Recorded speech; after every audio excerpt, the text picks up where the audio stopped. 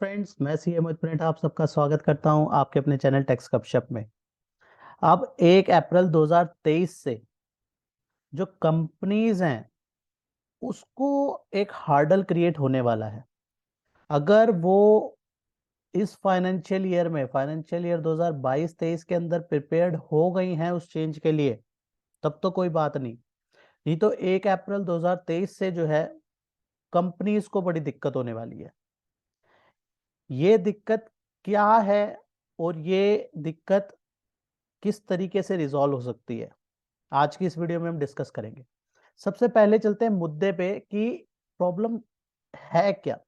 आज से पूरे 1 साल पहले बात करें तो 1 अप्रैल 2022 को एक नया कंप्लायंस जो ऐड होने वाला था कंपनीज के केस में, जो कि कंप्लायंस था ऑडिट ट्रेल के बारे में। जब 1 अप्रैल 2022 को वो इफेक्ट में आने वाला था ऑडिट ट्रेल का कंप्लायंस, उससे जस्ट एक दिन पहले 31 मार्च 2022 को एमसीए एक नोटिफिकेशन इशू करता है और उस पे वो जो डेट है 1 अप्रैल 2022 को उसको 1 साल के लिए बढ़ा देता है और कर देता है 1 अप्रैल 2023। तो अब वो डेट आ चुकी है। जो कंपनी प्रिपेयर्ड हो गई उस ऑडिट ट्रेल के लिए उसके लिए तो ठीक है, लेकिन जैसे ही नोटिफिकेशन आई और उसमें कई कंपनी ने डिले कर दिया, और अगर मान लो जो कंपनी अभी तक प्रिपेयर्ड नहीं है, और वो हर कंपनी की बात कर रहे हैं, all public company as well as private company, तो उनको जो है कहीं ना कहीं प्रॉब्लम क्रिएट होने वाली है। और ये जो नोटिफिकेशन है सबके हर कंपनी के ऊपर एप्लीकेबल है। तो मैं आपको वो नोटिफिकेशन भी दिखाता हूँ, उसकी एप्लीकेबिलिटी भी दिखाता हूँ, और किस तरीके से जो है उसको हमें कहीं ना कहीं सॉल्व करना होगा, तो उसको भी लेके चलते हैं। तो सबसे पहले हम बात करें उस नोटिफिकेशन की, जो कि नोटिफिकेशन आज से 1 साल पहले इशू करी गई थी। आज से पूरे 1 साल पहले 31 मार्च 2022 को 31 मार्च 2022 को ये नोटिफिकेशन इशू करी गई एमसीए द्वारा, मिनिस्ट्री ऑफ कॉर्पोरेट, जो कहती थी पहले उससे पहले जो था वहां पे क्या था, 1 अप्रैल 2022 से जो है ऑडिट ट्रेल मैंडेटरी होना था।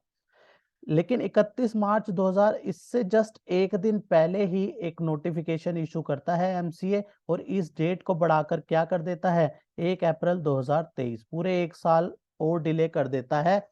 राइट। तो अब वो डेट आ चुकी है। अब ये वाली डेट जो है बिल्कुल समीप आ गई हमारे 1 अप्रैल 2023। कहीं ऐसा ना हो कि 31/3/2023 को एमसीए एक और नोटिफिकेशन ना निकाल दे। बहुत ज्यादा ये भी एक कंफ्यूजन की मामला हो गया है, क्योंकि जस्ट एक दिन पहले ही नोटिफिकेशन पिछले साल इशू करी गई थी। तो अब ऐसा भी उम्मीद लगाते हैं कि यहाँ पे भी एक दिन पहले ही नोटिफिकेशन ना आ जाए, लेकिन बेटर है अभी से पहले प्रिपेयर्ड हो जाए। राइट। तो इसके लिए हम लेके चलते हैं कि एक तो ये किस किस पे एप्लीकेबल होगा, उसको भी समझना पड़ेगा हमें कि ये एप्लीकेबल किस किस पे रहेगा। तो इसकी अगर एप्लीकेबिलिटी की सबसे पहले एक दिक्कत ये भी आती है कि ये ऑडिट ट्रेल है क्या। अगर इस ऑडिट ट्रेल की बात करें तो ये ऑडिट ट्रेल कहते हैं कि ऑडिट ट्रेल जो है यहाँ पे कंपनी एक्ट में डिफाइन करी गई। ये जो ऑडिट ट्रेल है ये कंपनी एक्ट में डिफाइन करी गई। राइट। तो इसके बारे में कंपनी एक्ट में क्या कहा गया कि ये ऑडिट ट्रेल के बारे में अगर हम बात करें तो यहाँ पे कहता है कि ये ऑडिट ट्रेल, तो audit trail under companies act 2013 कहता है audit trail not been defined under company act, sorry company act में डिफाइन नहीं थी, लेकिन अगर इसमें इसकी वैसे जनरल मीनिंग क्या निकल के आता है, chronological record of changes that has been made to the data. तो यहाँ पे बेसिकली क्या है ऑडिट ट्रेल की इम्प्लीकेशन ऑफ द, किस तरीके से सीरीज ऑफ चेंज, क्या क्या चेंज करे गए हैं, क्या क्या बदलाव करे गए हैं डाटा के अंदर, उसको जो है उसको जानना एक ऑडिट ट्रेल की जो है एक प्रक्रिया जो है यहाँ पे बताई गई। तो और अब ये जो एप्लीकेबिलिटी है, ये ये किस किस पे एप्लीकेबल होगा ये भी देखना बहुत ज्यादा जरूरी है, और किसके एप्लीकेबल किसके ऊपर नहीं है, उसको किस किस को रियायत मिल रही है वो भी देखना बहुत ज़्यादा ज़रूरी है। इसके रिगार्डिंग अगर बात करें तो टाइप ऑफ बिजनेस में से किस किस के ऊपर एप्लीकेबल हो रहा है, ये एप्लीकेबल हो रहा है ऑल, सभी पब्लिक लिमिटेड और सभी प्राइवेट लिमिटेड कंपनीज के ऊपर। सबसे मेन जो है यहाँ पे, जो छोटी छोटी प्राइवेट लिमिटेड कंपनी खुली है उनको दिक्कत आ सकती है, इसकी उनको दिक्कत आएगी, उसके ऊपर भी कंप्लायंस आ रहा है। और हर ओपीसी 1% कंपनी के ऊपर भी कंप्लायंसेस आ रहे हैं। इसके अलावा जो सेंट्रल गवर्नमेंट की कंपनीज हैं उनके ऊपर भी कंप्लायंसेस हैं, स्टेट गवर्नमेंट की कंपनीज के ऊपर भी है, जो NPO non profit organisation non profit companies हैं इनके ऊपर भी है, और सेक्शन 8 अगर निधि कंपनीज के ऊपर भी जो है यहाँ पे एप्लीकेबिलिटी है। इन सब के ऊपर जो है ये एप्लीकेबल हो जाएगा। कब से एप्लीकेबल हो जाएगा? ये हो जाएगा 1 अप्रैल 2023 से जो है ये एप्लीकेबल हो जाएगा। और किसके ऊपर एप्लीकेबल नहीं है? इंडिविजुअल, प्रोप्राइटरशिप, पार्टनरशिप और एलएलपी भी इसमें बच गई, एलएलपी के ऊपर भी नहीं है। ये सारे के सारे बच गए, ये सेफ हो गए, राइट।